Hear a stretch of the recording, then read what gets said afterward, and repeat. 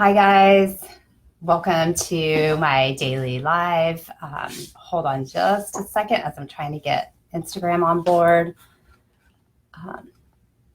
I was laughing that I'm getting to be similar to my 8-year-old, managing multiple technological things at once, especially with telemedicine.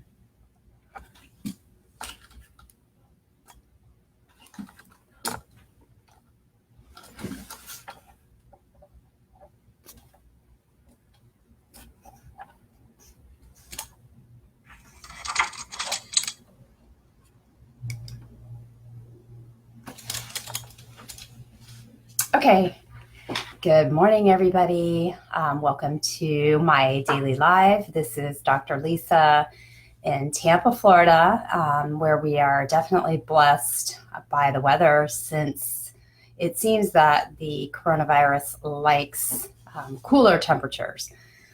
So that's a very good and hopeful sign for all of us that this virus, as the temperatures start to warm up, should hopefully not be quite as active on surfaces and just as contagious between people when we're out in heat. And some of the studies have suggested about 65 degrees.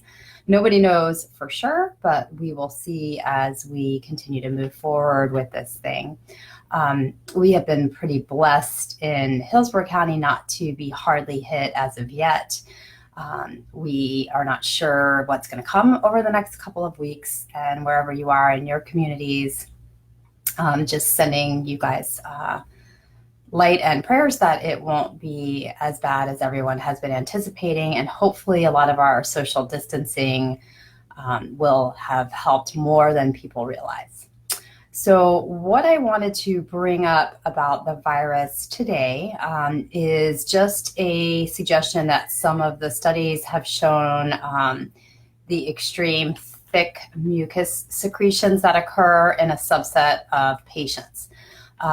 We do think that the people more prone to these thickened secretions that have the tougher outcomes with the virus have some underlying inflammation in the first place as a general rule. So that's why you're seeing diabetics and hypertensives and people with prior respiratory issues have a little bit of a more severe outcome. And I would like to just take that moment to say that when we talk about inflammation, this has been one of my focuses in my career for the past 20 years. Inflammation leads to every disease. It doesn't just become a hot topic because of COVID-19. We want to keep down inflammation in our bodies at all times. There are testing levels that we can order, things like high sensitivity C-reactive protein, sometimes sed rate. There's some things on your labs that can be suggestive of inflammation that your doctor may not have told you about, like ferritin, which is an iron store level that, interestingly enough, sometimes is elevated with generalized inflammation. So probably all of us should take the opportunity to take a look and see if we think we have underlying inflammation. Things like aching, sore muscles and joints is a sure sign of general inflammation. Gut issues, so we'll talk about that another day, but any kind of gut symptomatology, if you have leaky gut or increased intestinal permeability, that is a cause and a definitive diagnosis of systemic inflammation. So we want to do everything we can right now to prevent the worst outcomes from COVID-19 by looking inside and working on our own inflammatory levels. So, think about it. If you feel that you are high risk and inflamed, what I want you to do is take a really hard look at your diet. And I know right now it's a little bit harder to get some foods in different places more than others. But the main inflammatory foods are sugar and gluten.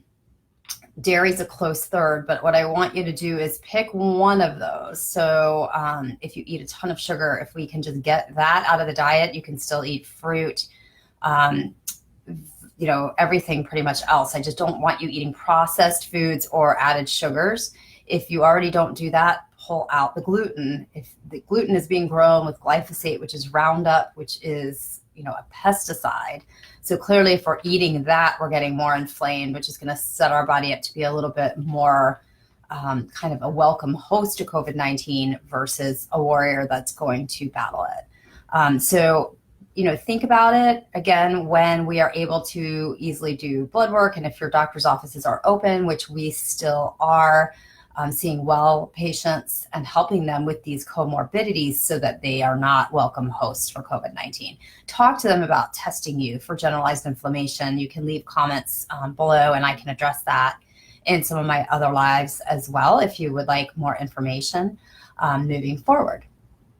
And one other point on how you can be proactive is to my respiratory asthma allergy patients. So if you have a lot of respiratory issues, you may want to think about getting a home nebulizer device. These are pretty easy to get.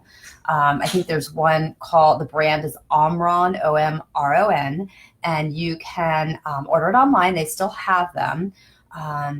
So Omron respirator nebulizer. Have it at home if you tend to get sort of worse respiratory reactions to infections. If you're one of those people that has to go on a Medrol dose pack every time you get sick, so you end up with an antibiotic and the Medrol pack, I would say ordering this right now is not a bad idea to have on hand, since if you were to start getting pretty severe respiratory reactions, you could use something like colloidal silver or glutathione. You can get that in a liposomal or liquid form, and you can put it in the nebulizer and actually inhale it, which will help keep the secretions from getting too thick. So you could try that. And if you need more information on that, let me know as well. So for my positive tip of the day, it is on gratitude. Gratitude is something that I think everyone throws around, but I don't know if you realize that there's been numerous clinical trials actually showing and proving how it works. One of the ones I picked up that I thought would be interesting to share with everybody was almost 300 college students who were seeking out counseling. So they had some level of angst or anxiety, depression, and they put them into 3 groups. So the first group, in addition to counseling, so all 3 groups got counseling. In addition to counseling, the first group was told to write a letter once a week of gratitude to someone. So there was no kind of guidance other than that. The second group was told to write about a negative experience once a week and all of the emotions that came with it and how badly they were hurt or what they went through. And the third group did not have a journaling exercise. They just got counseling. So what was super interesting was that it was by far the group with the gratitude, and that was not a big assignment, once a week to write a letter. That group had significant improvement in mental health in all aspects at 4 weeks and at 12 weeks. They also did MRIs and were able to see that the prefrontal cortex was having more activity. So they proved this scientifically. It wasn't just, I feel better. So I thought that study was really cool because right now all of us have time. So why don't we kind of make a pact to think about someone we could write a letter to? It doesn't need to be a letter. It could just be a text.